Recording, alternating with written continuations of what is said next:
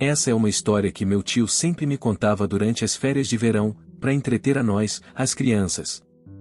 O que eu vou falar era tratado como mais pura verdade por toda a família, especialmente meu tio, que era desencorajado pela família a contar para os outros. Não vai nem se comparar com o jeito que meu tio contava, mas lá vai. Seja tio. 12 anos. Crescendo numa cidadezinha bem bosta no norte de Ontário. Por razões de privacidade, não vou falar o nome. Crescer lá era um tédio total para qualquer jovem envolvido. O máximo que você podia fazer era jogar beisebol ou pescar em um dos rios locais. As crianças que não começavam a beber ou usar narcóticos, se viam passando tempo na floresta. A cidade era dispersa, mas não era muito populosa, só queria dizer que tinha um monte de casas e terrenos vazios. Meu tio tem um melhor amigo, chamado de T, que tem uma irmã menor chamada de S. Obviamente não vou usar os nomes de verdade. Essas crianças iam fazer besteira toda hora na floresta, bloqueando rios, e fazendo umas fortalezas bem bostas que entravam em colapso em alguns meses. Meu tio tinha uma fascinação em mapear o lugar inteiro, toda hora fazendo mapas novos sempre que locais eram descobertos. Tinha uma seção da cidade pouco populosa, que era historicamente, e carinhosamente, chamada de Weston. E assim começaram as histórias do Manimal, ou o Homem-Animal, de Weston. Era uma lenda urbana daquela porcaria de lugar, e já era bem antiga. Ele tinha outros nomes. Mas a geração do meu tio chamou ele desse jeito, por causa daquele programa de TV, Manimal, que era popular na época. Um dos vizinhos tinha todos os DVDs da primeira temporada que ele importou dos Estados Unidos, e fazia festas de TV com essa série. Na seção Weston da cidade, cachorros apareciam mortos, e lixo revirado, quase toda semana. Isso, junto à lenda de um homem selvagem ou uma pessoa animal na cidade, fazia as crianças enlouquecerem com suas aventuras de tentar achar ele. Os velhos da cidade contavam histórias de verem uma figura humanoide pálida nas florestas. Meu tio e amigos não acreditavam sempre, mas às vezes eles confiavam. Os pais eram aconselhados a educarem os filhos sobre os perigos da floresta. Não por causa da lenda do Manimal, mas porque tinham ursos e coiotes realmente perigosos lá, que podiam estraçalhar uma criança. Mas as crianças brincavam que isso era para proteger eles do Manimal. A imaginação e o medo nas crianças chegou num nível que alguns professores tiveram que fazer elas sentarem e falar que o Manimal era uma lenda velha e idiota, que foi inventada umas gerações atrás. Isso só fez o meu tio e o amigo dele quererem provar a existência da criatura ainda mais. Um dia, uma criança da turma deles disse que o cachorro tinha sumido, e estava perguntando se alguém viu. Meu tio pensou que o Manimal de Weston deve ter pego ele. Decidem checar nos mapas para ver quais lugares da floresta eles ainda não foram. Tem uma grande área velha com umas colinas no meio, que eles nunca foram antes. Um dos motivos deles nunca terem ido lá ainda, foi por causa de uns rios que isolavam a área, e eles ficavam muito grandes e fundos para atravessar facilmente. No outro lado, não tinha rio, mas tinha um mato alto, que ninguém tinha feito nenhuma trilha antes, então seria difícil passar por lá também. Eles decidem que a hora é agora. Se o Manimal de Weston não estiver lá, então ele não existe. Tendo 12 anos e sendo bem burros, decidem começar a expedição em busca do Manimal, incluindo sanduíches, uma caixinha de leite, e 4 latas de Pepsi. Sem lanternas porque autismo, mas eles levam binóculos. O T decide levar a irmãzinha dele, a S, que era alguns anos mais nova. Os 3 começam a construir um barquinho horroroso feito de madeira velha e cola. Acabaram com algo mais parecido com uma jangada do que um barco. Pelo menos meu tio descreveu assim. Isso era o que eles usariam para cruzar o rio, já que ia demorar muito para atravessar pelo mato do outro lado. Eles pegam 2 remos, e põem os bonés azul e vermelho idiotas deles para começarem a jornada épica. Eles saem logo antes do anoitecer um dia, sem contar para os pais. Porque você podia fazer qualquer coisa quando criança naquela época. Eles começam a andar, carregando com dificuldade a merda de barco jangada deles pela floresta. Atravessam as fortalezas, que viram inúmeras batalhas. Atravessam o buraco de cascalho, onde eles se divertiam botando fogo em gasolina. Eventualmente chegam no rio, que devia ter uns 12 metros de largura nessa seção. Puxam os remos, e começam a remar. Todos os três espremidos. Foi peso demais. A porra do barco começa a entrar água assim que eles começam a remar. Sendo teimosos e autistas, eles acham que devem conseguir atravessar e voltar depois. Quando chegam no outro lado, o barco está completamente afundado, e eles estão todos molhados. Ainda tem algumas horas de luz do sol, e decidem que depois eles podem voltar pelo mato depois, apesar do tempo que ia levar. O T manda a irmã dar uma olhada no outro lado da área, enquanto os dois vão olhar pelas colinas. Os dois marcham pelos secos morros de cascalho, e chegam num abismo de penhasco em miniatura do outro lado. Eles estão olhando para baixo em busca de sinais, mas não veem nada.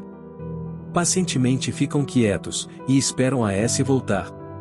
Eventualmente, escutam algo embaixo do penhasco. Eles olham, e veem algo se movendo para baixo, próximo de um buraco numa colina menor. Algo se movendo, seguindo a correnteza de uma água corrente. Meu tio põe os binóculos nos olhos. Quando contava a história, meu tio sempre se emocionava nessa parte. Lá embaixo ele vê um humanoide, de um cinza esverdeado, completamente pelado, e pequeno, quase do tamanho do meu tio, que tinha 1,5 metros. Muito magro, com braços longos demais para seu corpo.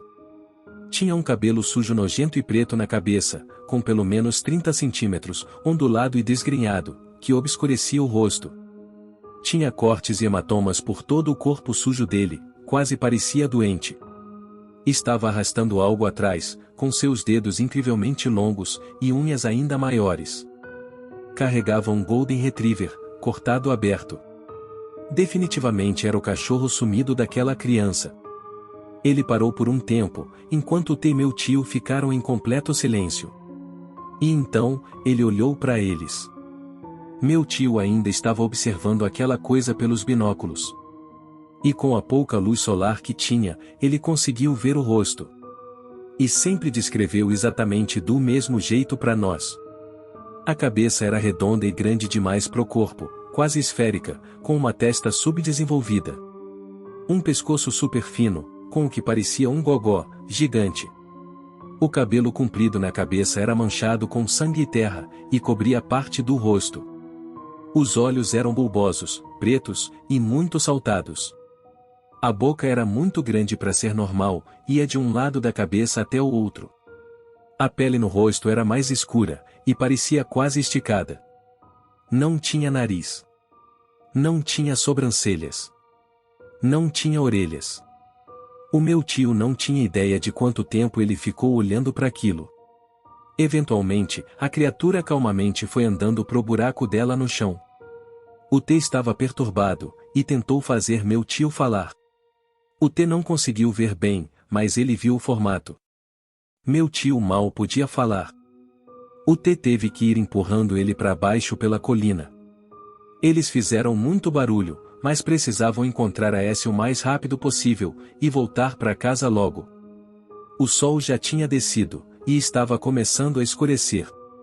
Eles começam a correr pro lado que mandaram a S ir. O T começa a entrar em pânico porque não conseguem achar ela.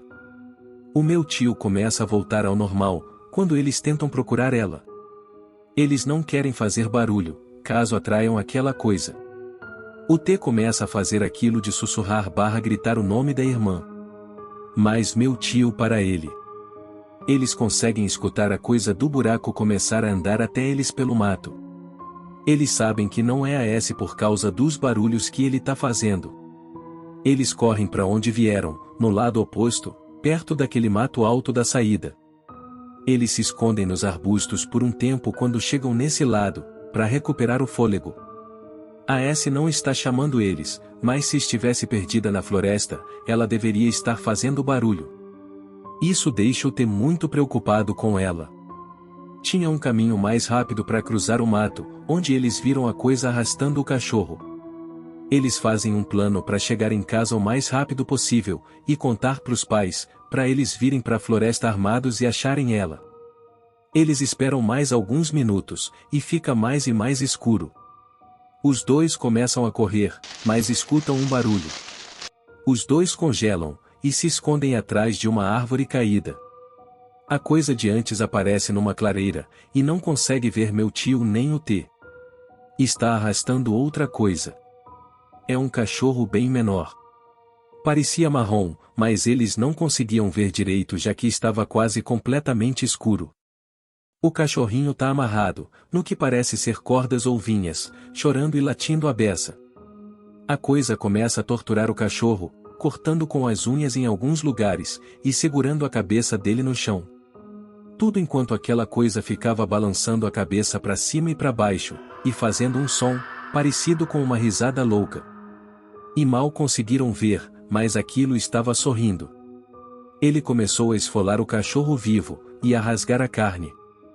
Eventualmente o cachorro parou de se mexer, e a coisa começou a comer ele. Os dois devagar começam a se afastar, tentando fazer o mínimo de barulho possível. Enquanto estão andando, meu tio olha para trás.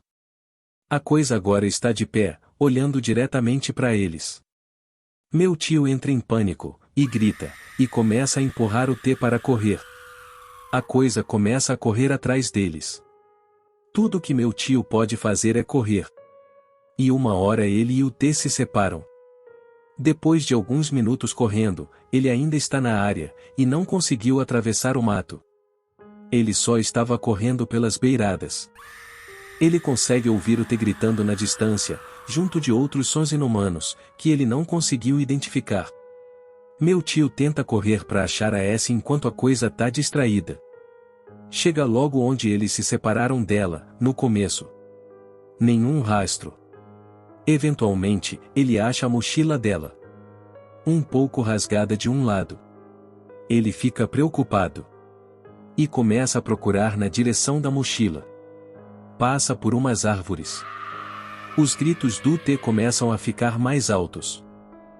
Meu tio vê algo pequeno e longo, embaixo de um galho. É a porra de um braço. É o braço da S. Arrancado. Do lado, tem um pedaço da blusa dela.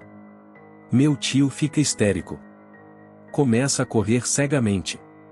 Árvores e arbustos cortando o seu rosto e suas pernas. Ele tropeça várias vezes, na mata já completamente escura. Depois do que pareciam ser horas, ele acha uma estrada de terra que conhecia. E começa a correr para casa. Ele escuta mais gritos, mas não tem certeza se são reais, ou se é só sua imaginação. Correr e sangrar ao mesmo tempo começa a deixar ele exausto. Uma hora ele chega na prefeitura, e segue o caminho para casa. Meu tio corre para a varanda em velocidade máxima, e desmaia tentando abrir a porta. Nesse ponto, tem uma falha na memória dele. Ele não consegue visualizar nada disso. Mas foi assim que os pais dele, meus avós, contaram para ele. Da perspectiva de meus avós, ele esteve brincando lá fora por muito mais tempo que deveria. Depois que o sol se pôs, eles chamaram todos os vizinhos para ver se sabiam onde ele estava.